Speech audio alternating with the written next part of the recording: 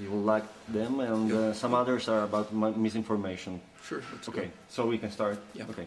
Thanks. Okay. So we had this opportunity to meet you as a co-operator of the magazine Znetitaly.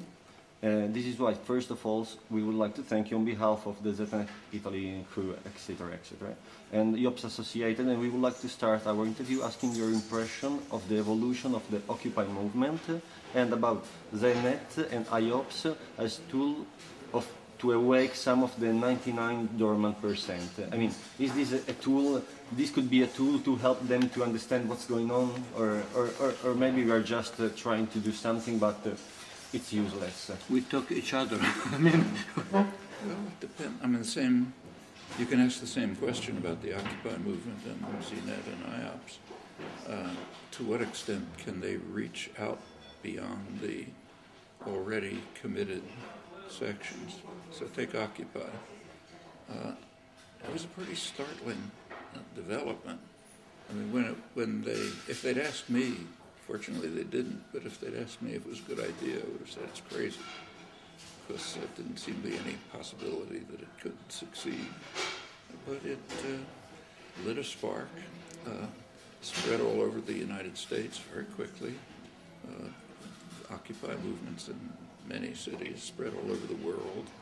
I've given talks at Occupy in Sydney, Australia, spread to England, continental Europe, and it significantly changed just the general discourse in the United States and parts of the world. Thanks to Occupy, the crucial questions moved to the center of the national agenda for much of the population, even for the media. Concepts like the 99%, the 1% are just common discourse now.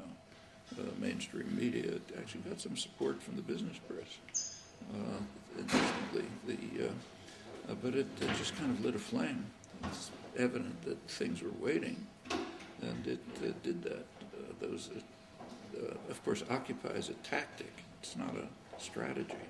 You can't occupy for very long, especially in the northern United States, where you're sitting under 2 feet of snow pretty soon.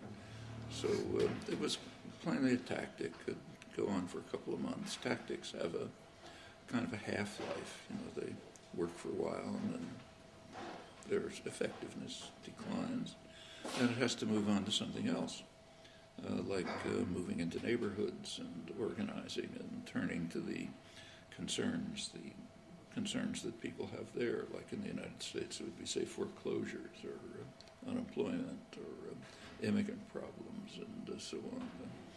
Reconstitution after the Sandy hurricane, things like that. And to an extent that's happened. You know, it wouldn't be nice if it went beyond, but it's happened, and that's the way movements develop. You can take a look at the civil rights movement. That was going on for, in some ways, for a century. Through the 1950s in the United States, it began to spread a little bit. The Montgomery boycott, a couple of other things. It really took off with the sit-ins at the lunch counters in 1960, and then pretty soon you had Freedom Riders, and mass movement succeeded in a lot of things. A lot, but not all. If you listen to the speeches on Martin Luther King Day a couple days ago, they end with his I Have a Dream speech on 1964, but Martin Luther King didn't stop there. He went on to raise class issues and talk about racism in the North and its connection with class. He was organizing a poor people's movement. That's when he was assassinated, when he was supporting a sanitation workers' strike, public service workers' strike, and organizing a march to Washington to establish a poor people's movement. Of course, race and class are pretty closely correlated in the United States, but obviously not nowhere near 100%. Well, as soon as he started condemning the war in Vietnam, as soon as King moved in those directions, he fell off the radar screen. Northern liberals were perfectly happy to see him condemning racist sheriffs in Alabama, but then about us, please, and what we do. So that part of his life, which was his most important part for him, is out of the commemorations. The same with Nelson Mandela, who's just enormously praised for eliminating apartheid. A couple of things are missing, and they won't be discussed. One is that as soon as Mandela was released from prison and was able to speak, the first thing he did was express his tremendous praise for Cuba, which was an inspiration for him. And the words were sometimes quoted. Nobody knew what he was talking about. Well, what he was talking about is that Cuba liberated South Africa, played an enormous role in defending Angola from South African aggression and beating back. It even had a psychological role. Black soldiers defeating the famous white invincible South Africans, and it forced South Africa out of Namibia and forced apartheid to end. You can't talk about that in the United States or probably here either, but that's a major. But that's Mandela, not that. It's kind of like King's later years got into unacceptable areas. Well, here's where movements make a difference. They have to go on after they have achievements. So the end of apartheid is a major achievement, but for black South Africans, it didn't change all that much. But for the great majority, the civil rights movement in the United States was an achievement. There is progress, but it hits barriers that take a much different kind of work to overcome. So take Occupy. It did bring questions of inequality, Wall Street criminality, and so on right to the fore, but they're worse than they were. Inequality's gone up. Big banks are richer than ever before, more powerful. So there's plenty to do. Well, okay, that's where ZNet and IOPS come in. They're what they aim to be, at least, is ways to carry the struggle forward. Of course, ZNet goes far back, and it's been it's had its successes. It's an international communication and education system. A lot of material comes out. People communicate. There's a debate and discussion groups like around the Paracon issues and other issues. Okay, all that's important. But it has been pretty steady. So if you take a look at the subscriptions to Z Magazine, it's substantial for a small magazine, but they haven't gone up. Yeah, that's right. That's right. That's what's happening. Yeah, and IOPS, it's the same. It's a good idea, interesting possibilities, but it hasn't lit a real spark yet. Well, okay, that's what activists are for, to try to carry these things forward. They don't go on by themselves. Okay. And making a reference to the change in communication, the way of communicating, the use of words to communicate, what do you think of the real meaning in future of the word imperialism? Imperialism. In the past it was something from the army, from a state trying to overdo other states.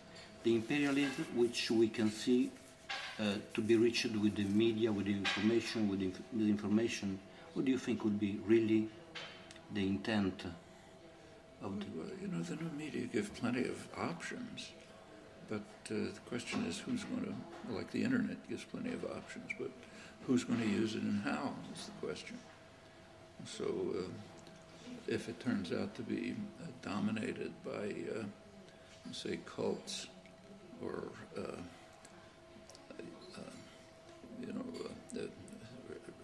Fox News and so on and so forth, will all be harmful. So the opportunities are there, but it's very much the same as the other questions. I mean, they were there with print media, too. Say, ZNet 20 years ago, Z Magazine was print media. Print media had opportunities. They were used. They had an effect. It hasn't had the effect of bringing about major social changes. In fact, the past 30 years have been a period of regression. but it's not the first time. That's what social struggle's about. I mean, take civil rights again. That literally goes back hundreds of years. Women's rights. I mean, that was an issue among some groups in the early 19th century. It wasn't really until the 1960s that, I mean, take the United States, until 1975, literally, women were not considered peers. They didn't have a right to serve on federal juries because they weren't full human beings. It's only about, what's that, 30 years ago, 40 years ago. But things take time, and you got to keep working. Let me make you a personal question, if you allow me. You're correctly considered a person very brave, and many of us envy such quality of your personality. Do you have any tips on how to build up the courage for those people who do not have it? I don't think I have any particular qualities that every person doesn't have if they want to use them. If there's any tips, it's been kept a deep, dark secret for thousands of years. Even it's not something spontaneous, but it's kind of something that once you are involved with, you may... It's something that everybody has. I mean, sometimes people use, sometimes they don't. You know, there are people who, I mean, if you pass by an accident in the street and somebody's lying on the ground and bleeding, there are people who'll go over to help. There are other people who'll drive past and say, I got something else to do. Well, okay, these are personal choices. But there are no special tricks or magic or personality characteristics. It's just the way you decide to act like a human being. Okay. Here in Italy, we see that the communication system very often make a distorted or questionable use of the real meaning of the words. If we were to discover the reality only on the basis of what all mainstream show, the public would just believe and trust what they propose without putting any question and consider that there is no alternative, that there is no other way to do things than what they are doing. There is no other way to approach politics or ecology or so on. Do you think that there are many people who are aware to be subject to an instrumental media bombing which exploits the psychological and scientific knowledge of the human brain, not only for commercial reason, but particularly for political purpose? Do they understand or not, or they just... The general population? Yeah. Well, I can't talk about Italy because I haven't studied it, but I think it's the same as the United States, where I have studied it. It turns out that people, first of all, they are kept in ignorance. But on the other hand, if you look at attitudes, their attitudes are not those that are presented by the establishment propaganda system, including the media. And so, for example, it's pretty striking.